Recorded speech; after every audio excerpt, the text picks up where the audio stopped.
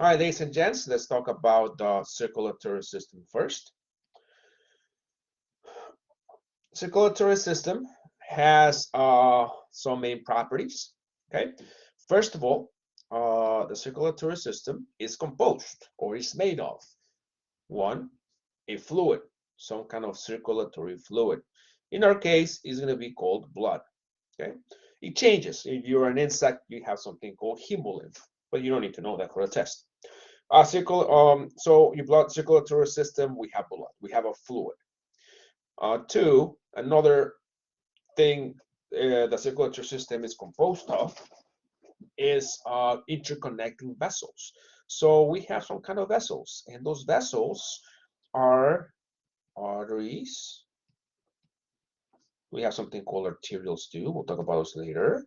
Capillaries are the main ones, and veins. Okay, so we have interconnecting vessels. And lastly, it's also made of a muscular pump. We call it a heart. Okay, so three things. Circulatory system is pretty much made of three things: blood, arteries, capillaries, and veins, which are your vessels, and a heart. Okay, the function of the circulatory system, okay, it's connects the fluid that surrounds cells with the organs that exchange gases. So in other words, circulatory system is going to be a fluid that transports oxygen, okay, to cells. Transports oxygen to cells. It's also going to distribute nutrients, for example, glucose, okay? And it's also going to dispose waste, for example, carbon dioxide. So what I'm saying is this: circulatory system has it's different types of functions, right? But the most important ones are, for example, delivering oxygen to the cells, which we know that's how we get oxygen. We breathe, we get oxygen, and then our cells need our oxygen, right? So it's kind of this fluid transports this oxygen to the cells. It also going to transport nutrients, right? And we talked about that. It's going to be sending glucose and energy molecules to the cells that need it to do cell respiration. But also that's when it drops off. But what does it take out, right? It's gonna pick up stuff. It's gonna pick up waste like carbon dioxide, like nitrogenous waste, a bunch of things that are not needed anymore.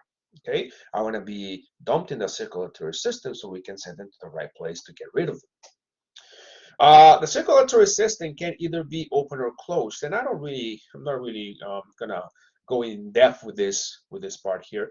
Just notice that we have a closed us. That's us. Okay, we have a closed circulatory system. Everything is within vessels, and I'll show you a picture later on. Okay, are there open circulatory systems? There are. I mean, there's insects. Insects have an open circulatory system. What does that mean? Is that the vessels are not always interconnected. Okay, they think of it as an open tube. Think of it as a hose, right? When you're doing your garden and you have your hose to water your plants or whatever, right? You see that water kind of leaving the hose, right? So that's what an open circulatory system looks like. And usually insects have that. But ours, think of it as your plumbing system. Everything is kind of, all in tubes, right? It all connects with each other. Circulatory system varies in the number of circuits in the body. So for us, we're going to have something called the pulmonary circuit, and the systemic circuit. Okay, those are going to be both our circuits, pulmonary and systemic. Pulmonary has to do with the lungs. Systemic, pretty much, I don't know, I want to put the rest of the body.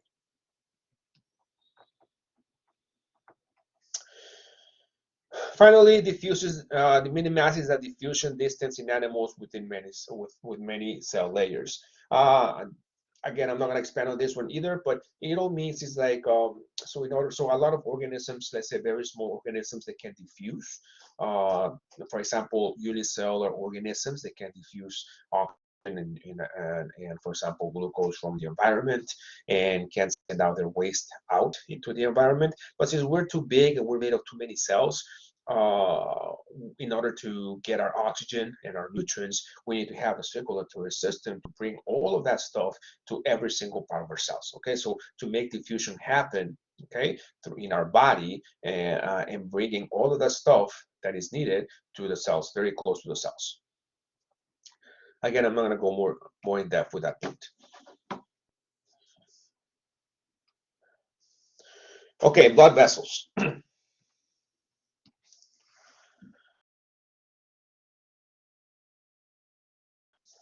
Three types of vessels. You have the capillary arteries, capillaries, and the veins.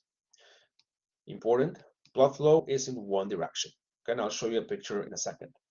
It's one direction. It doesn't go backwards. It's not supposed to go backwards. Now, this is going to be, probably going to sound easy, but be very careful, okay? Because people can get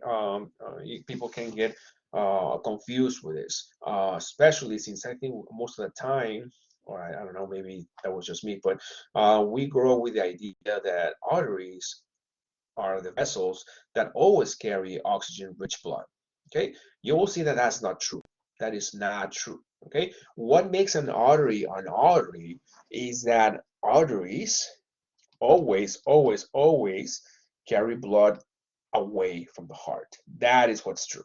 Okay, so arteries always carry blood away from the heart. Sometimes this blood is going to be oxygenated. That means oxygen rich. Sometimes this blood is going to be oxygen poor. Okay, that means low in oxygen. And you will see when I talk about the heart. Okay, but an artery is always going to carry blood away from the heart. What's a way we can remember this? I usually think of AA. Okay, artery away. Okay, if that's the case, what about veins? Well, veins are going to do the opposite, right? They're going to be carrying blood too, but they're going to be carrying it towards the heart. Okay, always. Yes, sometimes the veins are going to be carrying oxygen-rich blood. That means oxygen with a lot of oxygen. Blood with a lot of oxygen. Sometimes veins are going to be carrying oxygen-poor blood. Okay, and we'll see when we talk about it in a different slide. And it has to do in the circuit. It has to do whether it's in the pulmonary or the systemic circuit. And then finally, we have the capillaries. The capillaries are usually found in capillary beds because there are a lot of capillaries altogether. So we usually find the capillaries in capillary beds. And the capillaries are the sites of chemical exchange. Okay? Key. This is the key. Chemical exchange between blood and tissues. What does that mean? It is here where blood delivers the oxygen, the glucose to the cells, and where cells deliver their waste to the circulatory system. Okay, that's what's called the place of chemical exchange. So be aware when I ask you something about this in the test. Okay, if you want to have an analogy, think of the capillaries. Let's say you want to be driving to McDonald's and buy, I don't know, whatever you want to buy. Okay, number 5 in the menu. I don't even know what number 5 is, but anyway, you want to buy number 5 in the menu, right? So you are traveling down the road. Let's say you're traveling in the artery, and then you're going at a decent speed, right? You're going down Cicero, whatever, and you're going at 40 miles an hour. Okay, you're going pretty fast, right? But then you end up at the McDonald's, right? Now, are you going to be driving through the drive-through McDonald's at 40 miles per hour? No, you're not, right? What do you have to do? You have to slow down. You have to slow down because then you have to go to the drive-through. And that drive-through will be like the capillaries. Because there is when the exchange happens, right? You have to pay for well, first of all, you have to order for number 5, then you have to pay for number 5, and then you have to get your number 5. Am I right? So you see how this exchange happens? Okay, so you have to go slower. But think of the capillaries as the drive-through. You're gonna go slower, do your exchanges, okay? And then finally, then you leave the drive-through and you can speed up a little bit. You can go back at 40, okay? You can drive back home. So I hope that analogy helps you understand what capillaries do. And this is the picture that I was telling you about blood circulation. It tells you a couple of things. It tells you that our circulatory system is a closed circulatory system. Why? See how everything is kind of in a loop. Okay, everything stays inside. Everything is within vessels. Okay, that's what it means. Everything is within vessels. That's why it's a closed circulatory system. Okay, I'm gonna ask you the test, so please make sure you know this. You make your notes, okay, from this slide. I want to ask you the sequence.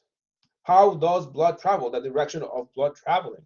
So I told you it's one direction, right? It's always going to be from the heart. Then it's going to go to the arteries. Then the arteries will become arterioles.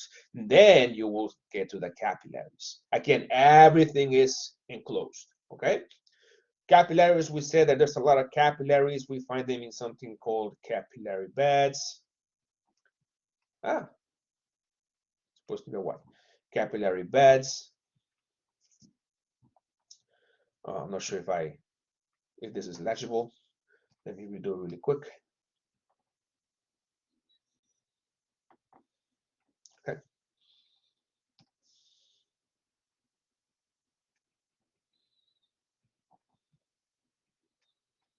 Okay, and then capillary beds then eventually become into venules. From venules they become veins. From veins they come back to the heart. Okay, again, everything is within vessels. What are arterioles? Arterioles, for our purposes, smaller arteries. Venules, for our purposes, smaller veins. Okay.